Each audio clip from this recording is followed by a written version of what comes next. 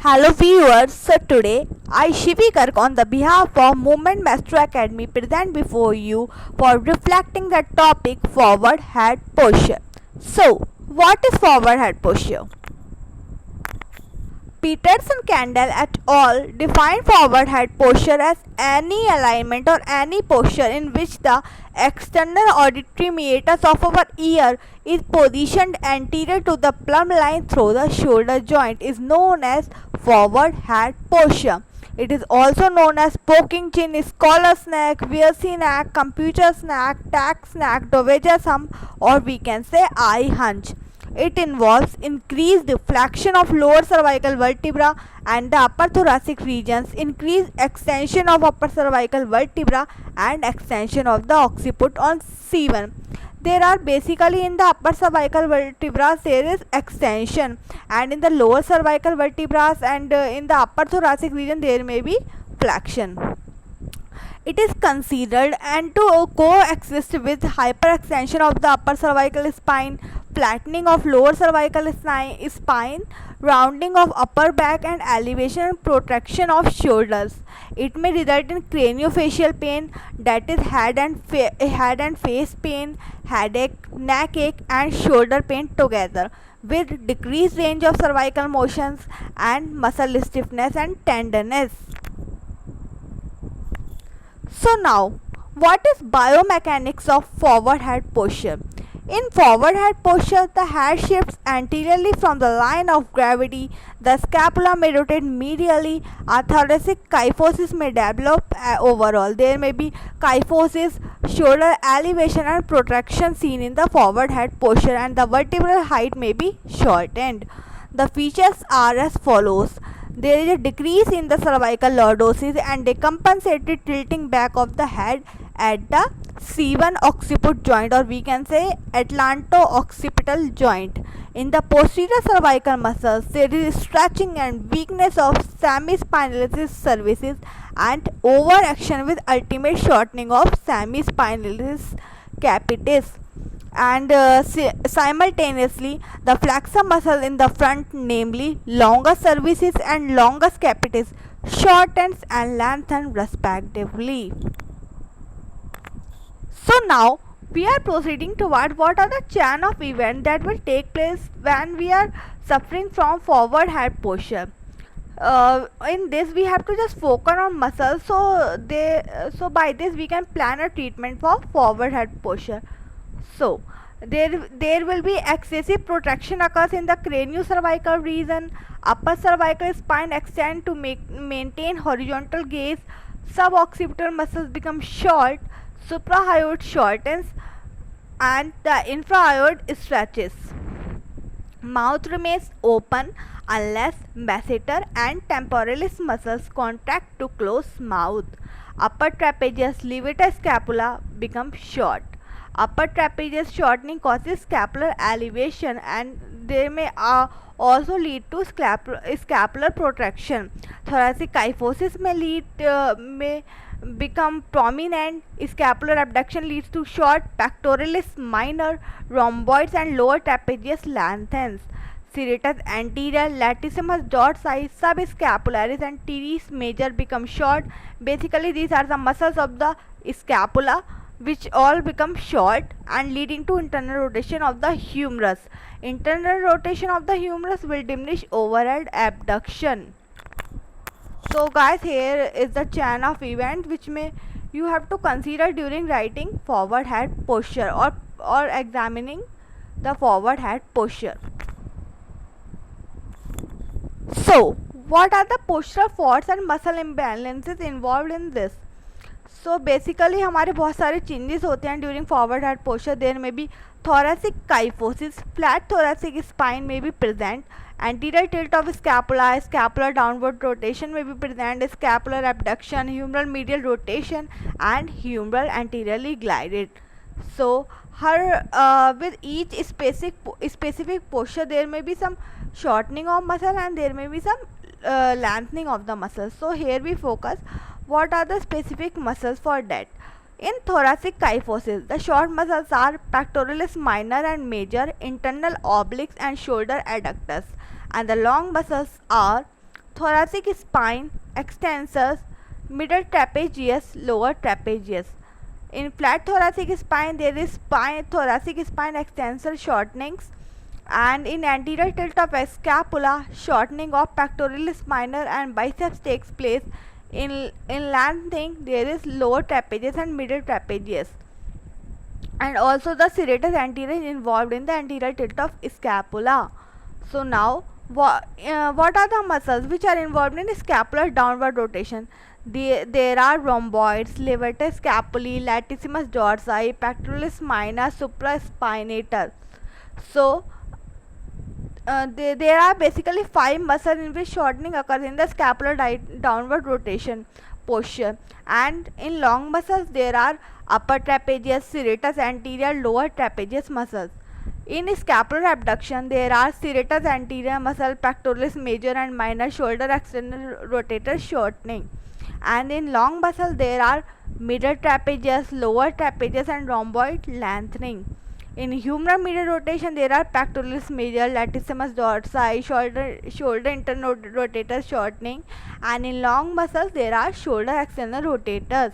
Humerus anterior glide, there may be shortening of shoulder external rotators of course, and pectoralis major, and there is a lengthening of shoulder internal rotators.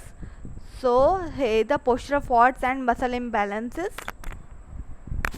Now, what is the etiology? What is the cause behind forward head posture? There may be the effect of gravity, slouching posture, poor ergonomic alignment. When we sit in office or any working area, the bad posture may result to forward head posture. Occupational posture, forward or backward leaning of head for long durations, slouched or relaxed sitting, faulty sitting posture while using computer or screen.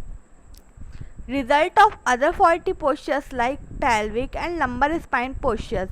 Sleeping with head elevated too high, the person who use 2 to 3 pillows, it may lead to forward head posture problems in this type of pupil.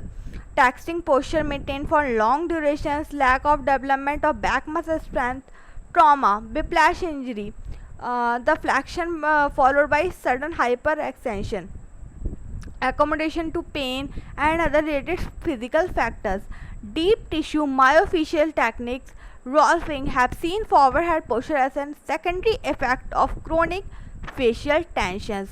Mayors, through multiple dissection studies, noted that increased tension either in the SCM, that is sternocleidomastoid, or in the suboccipital musculature can lead to forward head posture.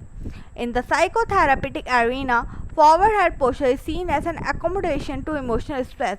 Yes, a person who is in depression may seem, you can see, easily analyze forward head posture in this type of patients. This is also viewed as a syndrome that may respond well to interventions such as yoga and Alexandrian techniques. So now, what is the source of symptoms? Anterior location of line of gravity causes an increase in flexion, which requires constant isometric muscle contraction to support head, which may result in ischemia, decreased blood supply and pain. Stretch of suprahyoid muscles pull mandible posteriorly into retrusion, which may result in TMJ, temporomandibular joint anatomy, pain and associated facial tension, that is episodic tension type headaches. So there is also narrowing of the intervertebral foramen and the lordotic areas of cervical region, which may impinge on the blood vessels and nerve roots, especially if there are degenerative changes. Abnormal compression on the posterior zygapophyseal joints and posterior portion of the intervertebral disc. Stress to the anterior longitudinal ligament in upper cervical spine and posterior longitudinal ligament in lower cervical spine. So now, what is the effects, or we can say what is the sign and symptoms of forward head posture? Muscle ischemia, pain and fatigue, decreased range of motion of cervical spine, early disc degeneration and osteophyte formation, that is the extra bone formation, TMJ joint pain and inflammation, tension headache, that is episodic tension type headache, increase in dorsal kyphosis and decrease in height of the vertebra, decrease in vital capacity because patient may develop a kyphotic posture. So the heart may stress, our heart will become stressed to pump the circulation throughout the body. And range of motion of shoulder and arm and cervical vertebra may be decreased. Possible protrusion of nucleus pulposus and nerve compression may also be seen in forward head posture. So what is potential muscle impairments? Basically, there are the important muscles which are involved in forward head posture. Mobility impairment in the muscles of the anterior thoracic muscles of the upper extremity originating on the thorax like pectoralis major, minor, latissimus dorsi, serratus anterior and cervical spine and head that attach to the scapula and upper thoracic muscles are responsible for that. Impaired muscle performance due to stretched and weak lower cervical and upper thoracic erector spinae and scapular retractor muscle, that is rhomboids, middle trapezius, anterior throat muscles and capital flexors muscles. With TMJ joint symptoms, the muscles of mastication may also be effective and there may be increased tension in the pterygoid, masseter and temporalis muscles. So patient may also complain of mastication.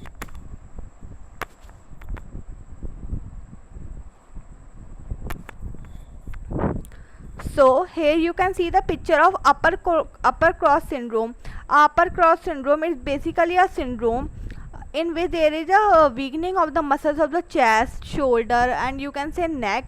Here you can see the tight upper trapezius and levator scapulae muscle, tight pectoralis muscle, inhibited deep neck flexors and inhibited rhomboids and serratus anterior. In upper cross syndrome, there may be chances of forward head posture. There may be a great chances of developing forward head posture. So now, how do we do the clinical assessment of the forward head posture? First of all, the patient was asked to put on leggings and tight fitting vest over their undergarments and remove their socks and shoes. Luminous marked stickers were placed on allocated point for measurement purposes. They were given an eye mask to cover their eyes in the photographs and thus maintaining anonymity. The standing position was found to be the most commonly used stance for the clinical assessment of forward head posture. So, we always assess in standing position. Participants were instructed to place their feet slightly apart and to have their arms by their sides. To facilitate the natural head posture, participants were asked to tilt their head forwards and backwards until they felt that the natural head posture was reached. Once settled, a photograph was taken. The same instructions were applied for the measurement of the craniovertebral angle. That is a very important angle in the forward head posture measurement. So now, what is the craniovertebral angle? The C7 spinal process as well as the tragus of the ear were located and marked. A virtual line was drawn between the two markers. The reading from the smart tool angle finder represented the craniovertebral angle. Measured in degree from the horizontal plane, the smaller the angle, the greater the forward head posture. In this figure, you can easily see the forward head posture where the angle is decreased, and we have to draw a line between tragus and C7. Tragus is basically present on the ear, which is the prominent area of our ear, and you can measure the angle of the forward head posture. In this figure, you can see the smart tool angle finder. Here we are measuring the craniovertebral angle. The lateral digit photograph. The camera was placed on a tripod and all the patient pictures were taken from the same position using a specific floor marking to make sure that all participants stood in the same place. The floor was leveled, checked by a spirit level. The plumb line was a vertical line suspended from the ceiling in line with the standard base point slightly anterior to the lateral malleolus. Yes, a plumb line is also known, we can say in layman language, it is a vertical line. A movable point cannot be used as a standard point of reference, therefore the point of reference must be at the base, the lateral malleolus. The line demonstrating starting from the external auditory meatus to the midway of the shoulder to the tip of the greater trochanter of the femur to the anterior axis of the knee joint to the lateral malleolus, and the reference points were marked on the patient in order to measure the distance between the mark points and the vertical line. It was measured in centimeter, where anterior deviation got a positive value and a positive posterior deviation got a negative value. Here you can see the lateral digital photograph, how we can take the lateral digital photograph of the patient, and we draw a imaginary plumb line which may pass through the external auditory meatus, acromioclavicular joint, greater trochanter, anterior axis of knee joint, plumb line cord, and lead weight. Now, in clinical assessment, there is a great role of cervical range of motion. Active cervical range of motion. We can use the goniometer for this, a measuring device that provides the degree of active motion of the cervical spine in flexion, extension, right and left lateral flexion, right and left rotations. The goniometer was proved to be a reliable device for cervical range of motion measurement. While taking measurement, the patient was seated.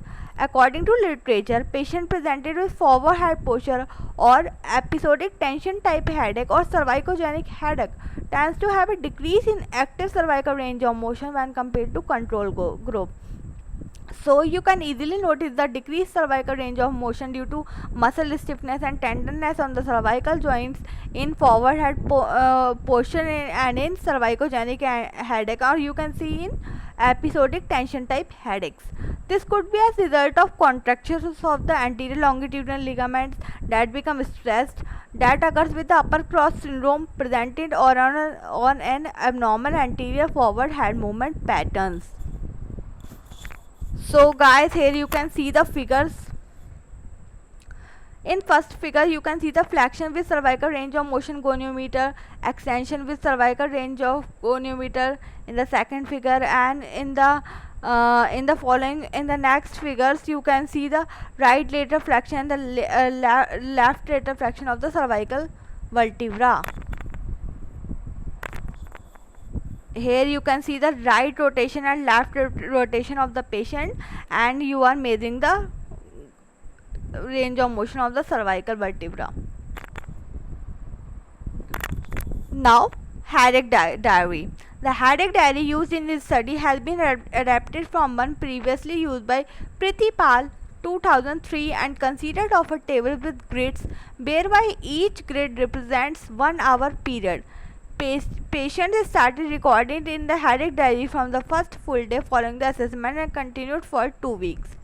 Of course, there is a great role of headache diary in the forward head posture, basically for the episodic tension type headache which are present in this type of postures. Patient returns when they arrive for their free treatment. At the end of the record in the diary, the headache frequency, number of episodes per day over a 14-day period, intensity rating from 1 to 10, whereby 10 is the most tense, and duration of each episode from onset to cessation. Here you can intensify the headache through the number lining. The 0 is the no pain and the 10 is the worst pain. Literature has suggested that an association may exist between forward head posture, cervicogenic headache, and episodic tension type headache. According to Simons and Travel, forward head posture perpetuates myofascial trigger points that are the contributing, if not the causative factor, for many headache and neck pain conditions. A case report on upper cross syndrome and its relationship to cervicogenic headache by Murray concluded the need for further research into the relationship of postural patterns such as muscle imbalances to headache symptoms. So we can say there is a relationship of forward head posture with myofascial trigger points, with upper cross syndrome, and with the episodic tension type headaches, and we can say with the cervicogenic headache. The smaller the angle, we can say the smaller the angle, the more the forward head posture. Another technique requires the measurement of the resting head position by requiring the subject to stand against a wall or to sit in a chair, place the defined distance from the ball, and then measure the distance from the ball to the zygomatic arch. You can also do this technique for measuring the forward head posture. You have to stand against the wall and measure the distance between the zygomatic arch and the ball. The authors report an interested reliability coefficient of 0.93 for this measurement in a subsequent study using the same methodology. The investigators again reported an interested reliability coefficient of 0.93. So here you can see it is very reliable. This methodology also requires the subject to remain stationary. It means the patient remain stable, not fluctuate during the measurement. Here you can see the the X-ray and MRI of the forward head posture. The plumb line is shift anteriorly, and here you can see the external auditory meatus and the line drawn from the external auditory meatus and shoulder normal in normal person. So here is our X-ray and MRI for forward head posture.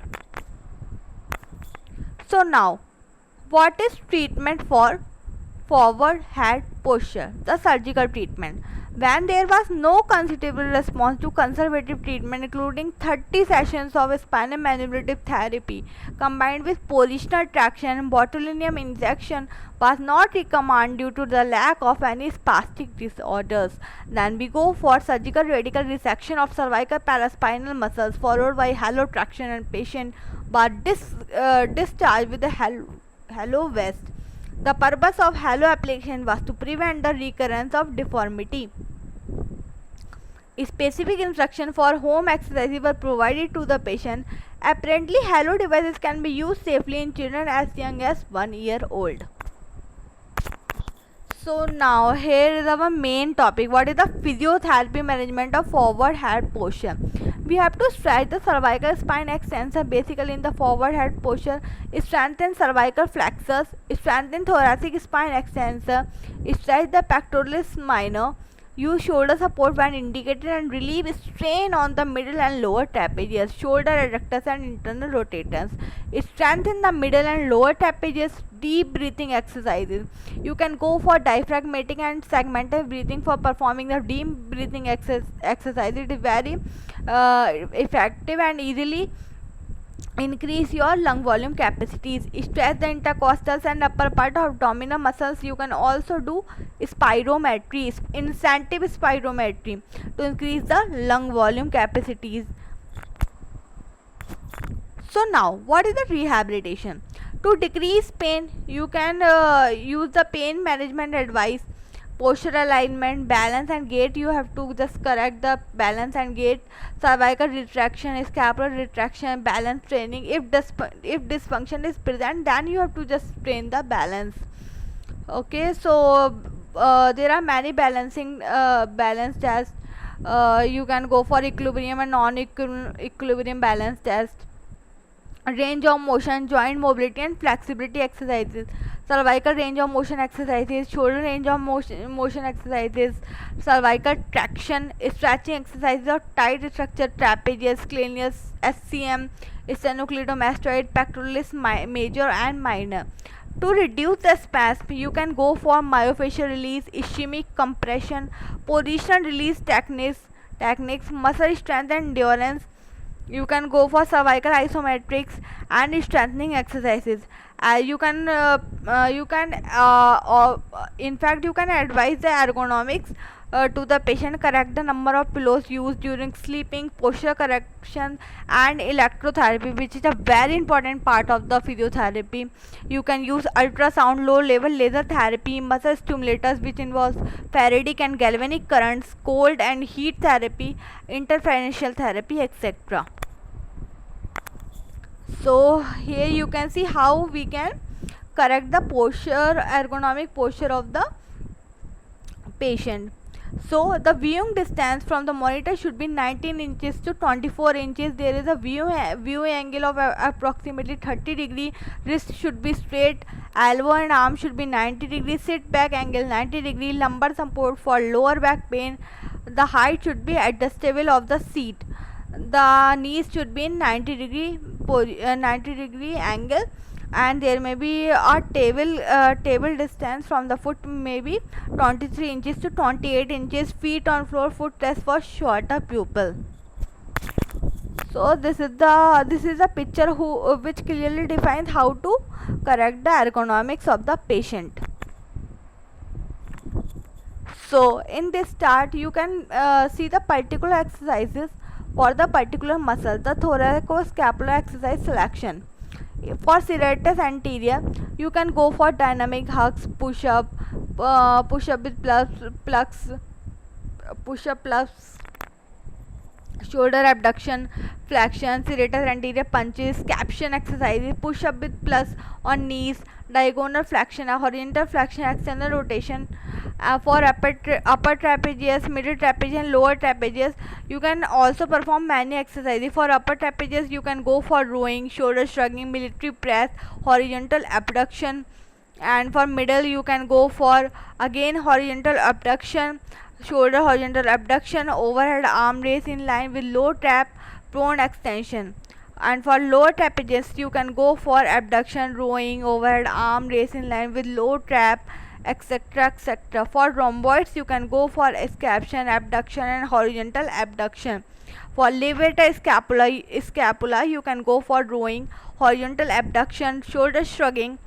And for pectoralis minor, you can perform press up, push up with a plus and forward punch. So now here is a picture for exercises. In first picture you can see the scaption exercises with thumbs up with the help of dumbbells. Then in next picture you can see the lower trapezius exercise in prone position with overhead lifts.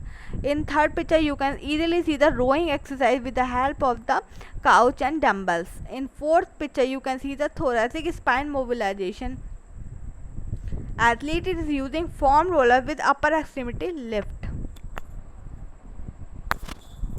You can also stretch the neck muscles of the patient. You can stretch the neck rotator, the lateral flexors of the neck muscle, stretch neck extensors, and you can stretch the trapezius and strengthening latissimus dorsi. You can also advise the patient to correct his posture, because posture plays a great role in forward head posture. So you will advise the patient. For contraindicating the following exercises, like lying on the back and releasing both legs at the same time, lying on the back and coming up to a sitting position with the feet head firmly down, lying on the back with most of the weight resting on the upper back, and doing bicycling exercises, etc. etc. You can prescribe him posterior neck stretch exercises for posture correction, wall sitting posture exercises, shoulder stretching exercises, wall standing posture exercises, and correction of pronation, hyperextension and internal rotation. So if balance is disturbed of the patient, you can also prescribe it to the patient. Now here is the chart, so you can easily learn what are the basically stretches for the forward head posture. There are basically 3 stretches for forward head posture, that is ball release, neck stretch and SCM release.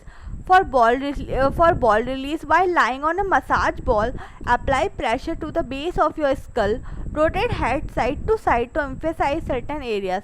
5 minutes on each second. You have to hold for 5 seconds and just relax. 5 minutes and just relax. Neck stretch. With your hands at the back of your head, pull your head down. Aim to feel the stretch at the back of your neck. Hold for 30 seconds. Repeat 3 times. The next one is SCM release. Locate the target area, the SCM. You should be able to feel a prominent band of muscles on each side of the neck. Do not press too deep, as you may hit other sensitive structure to the neck, because there are many sensitive areas like very important nerves and muscle, nerve and arteries are passing through it, so you have to just sure that you are not pressing to it. Gently massage these muscles with a pinch grip 1 minute per side. So these are the stretches: ball release, neck stretch, and SCM release. So now we are proceeding toward what is the strengthening exercises for forward head posture. These are the chin tuck against gravity, chin tuck against resistance, chin node and chin node progression. In chin tuck, you can gently tuck your chin. Aim to feel a gentle landing sensation at the back of your neck. Make sure your eyes and jaw stay level and move the head horizontally backward. Hold for 5 seconds. Repeat 30 times. Chin tuck against gravity. Lying on your abdomen and your head is just off the edge of the table. Gently tuck your chin in. Hold for 5 seconds. Repeat 30 times. Chin tuck against resistance. You can use a TheraBand for it, and apply a resistance band around the back of your head. Pull the band as to increase the tension on the band. Proceed to do a chin tuck against the resistance band. Hold for 5 seconds. Repeat 30 repetitions times. The chin node. Lying down with a fairly thin pillow to support your neck. Gently perform a chin tuck and end a chin node. Hold for 5 seconds and just repeat for 30 times. The next one is chin node progression. Lie on your back with your head over the edge of the bed. Tuck your chin in. Keep your neck in a neutral position. Hold for 5 to 10 seconds and just repeat it for 20 times. So now what is the mobility exercises for the forward head posture? The neck mobility exercises, the thoracic mobility exercises, the chest mobility and the shoulder mobility exercises. For neck mobility, you can tuck your chin while maintaining this position. Proceed to look up down. Ensure that you don't poke your chin out excessively during the movement. Repeat 30 times. Thoracic mobility के लिए हम लोग place a foam roller on the floor. You have to just use a foam roller on the floor. Lie down on the ground and position the foam roller so that it is in the middle of your upper back. Stretch arms overhead and arm backward. Hold for 1 minute. Repeat 3 times. The next one is chest mobility exercises. Place both hands on the door frame. Lunge forward. You should feel a stretch in the front part of your shoulder chest region. Try this exercise at different angles to get different results. Hold for a minimum, you have to hold this 30 seconds. Repeat 3 times.